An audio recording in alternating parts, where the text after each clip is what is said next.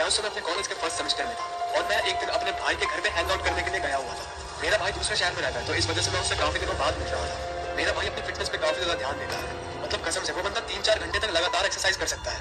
पहले मैं अपने भाई के साथ काफी ज्यादा एंजॉय कर रहा था, लेकिन मुझे पता था कि उसके घर के आसपास एक हॉस्पिटल है एंड वो हॉस्पिटल काफी सालों से अबेंडेंट पड़ा हुआ है। तो मैंने अपने भाई को बोला कि क्यों ना हम आज रात को उस हॉस्पिटल को एक्सप्लोर करें।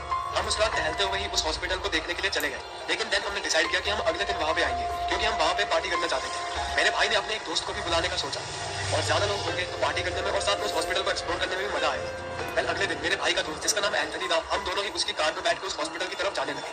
हम तीनों ही उस हॉस्पिटल को एक्सप्लोर करने के लिए काफी एक्साइटेड थे, लेकिन जब हम वहां पे पहुंचे तो हमने देखा कि विंडोज पे और दरवाजे पे लोहे की बाड़ लगी हुई थी और इस वजह से हमें पेड़ पे चढ़ के उस हॉस्पिटल की छत पे जाना पड़ रहा था और इस वजह से मेरा तो बहुत ही ज्यादा दिमाग खराब हो गया था। लेकिन फिर भी किसी तरह मैं, मेरा भाई और एंथनी हम तीनों ही उस हॉस्पिटल की छत तक पहुंच गए। लेकिन छत तक पहुंचने के बाद हमने सोचा कि हॉस्पिटल बाद में एक्सप्लोर करेंगे, पहले थोड़ी सी सिगरेट वगैरह पी रहे थे। लेकिन मेरे भाई को कुछ ज्यादा ही जोश चढ़ गया था, तो इस वजह से उसने सिगरेट के साथ साथ एक बोतल बियर भी पी ली और उसके बाद वो बंदा फुल नशे में चला गया और फिर पता नहीं कौन सा पुराने जमाने का गाना गाने लगा। खैर उसके बाद मैंने बोला चलो भाई बहुत हो गया, अब जाके हॉस्पिटल को एक्सप्लोर करते हैं। तो हमने देखा कि विंडोज पे और दरवाजे पे लोहे की बाड़ लगी हुई थी और इस वजह से हमें पेड़ पे चढ़ के उस हॉस्पिटल की छत पे जाना पड़ रहा था और इस वजह से मेरा तो बहुत ही ज्यादा दिमाग खराब हो गया था। लेकिन फिर भी किसी तरह मैं, मेरा भाई और एंथनी हम तीनों ही उस हॉस्पिटल की छत तक पहुंच गए। लेकिन छत तक पहुंचने के बाद हमने सोचा कि हॉस्पिटल बाद में एक्सप्लोर करेंगे, पहले थोड़ी सी सिगरेट वगैरह पी लेते हैं। लेकिन मेरे भाई को कुछ ज्यादा ही जोश चढ़ गया था, तो इस वजह से उसने सिगरेट के साथ साथ एक बोतल बियर भी पी ली और उसके बाद वो बंदा फुल नशे में चला गया और फिर वो पता नहीं कौन सा पुराने जमाने का गाना गाने लगा। खैर उसके बाद मैंने बोला चलो भाई बहुत हो गया, अब जाके हॉस्पिटल को एक्सप्लोर करते हैं, क्योंकि उस समय रात के ऑलरेडी 2 बज गए थे। लेकिन मेरा भाई तो अपना ही गाना गाने में मस्त था। खैर एंथनी काफी पहले ही नीचे आके उस हॉस्पिटल को एक्सप्लोर कर रहा था, तो मैं उसे ढूंढते हुए नीचे आ गया। वो आवाज किसी आदमी की थी, लेकिन वो आवाज एंथनी की नहीं थी, क्योंकि उसकी आवाज काफी पतली है।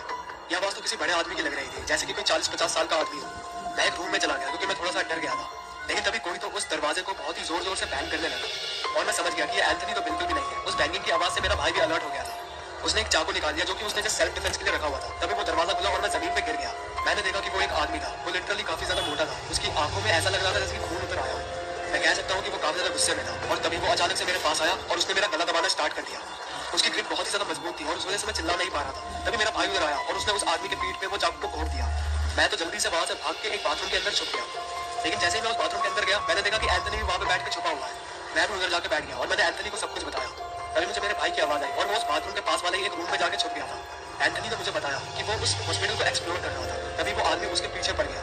वो आदमी लिटरली कोई तो साइको है, लेकिन वो अपनी बात पूरी कर पाता उससे पहले ही मैंने उस आदमी के फुटस्टेप्स सुने जो कि उस बाथरूम के पास आ रहे थे। वो आदमी चिल्ला रहा था और वो चिल्लाते हुए कह रहा था कि वो हमें ढूंढ लेगा और मार देगा। मैं और एंथनी हम दोनों ही चुपचाप बैठे रहे, हमने थोड़ी सी भी आवाज क्रिएट नहीं की। मैंने धीरे से एंथनी से पूछा कि क्या हमें पुलिस को फोन लगाना चाहिए। तभी एंथनी ने मुझसे कहा कि अगर तुमने पुलिस को फोन लगाया तो वो सबसे पहले हमें ही पकड़ेंगे, क्योंकि हम जबरदस्ती इस हॉस्पिटल के अंदर घुसे। उसकी बात में दम तो था। तभी वो आदमी उस बाथरूम के अंदर आ गया, लेकिन उसने हमें नहीं देखा। वो आदमी सिंक के पास खड़ा था, लेकिन तभी वो अचानक से बेहोश हो गया और वहीं पे गिर गया। ये बेस्ट मौका था वहां से भागने का। हम दोनों वहां से निकल गए और साथ में अपने भाई को भी वहां से ले गए, जो कि दूसरे रूम में छुपा हुआ था।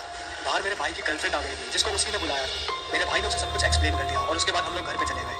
उस घटना के करीब 1 हफ्ते बाद मुझे एंथनी का फोन आया। एंथनी ने मुझे बताया कि उसने पुलिस को फोन कर दिया था और उसने सारा ब्लेम अपने ऊपर ही ले लिया था। जब पुलिस उस जगह पे इन्वेस्टिगेशन के लिए गई तब उन्हें वहां पे एक आईफोन मिला जो कि पूरी तरीके से टूटा हुआ था।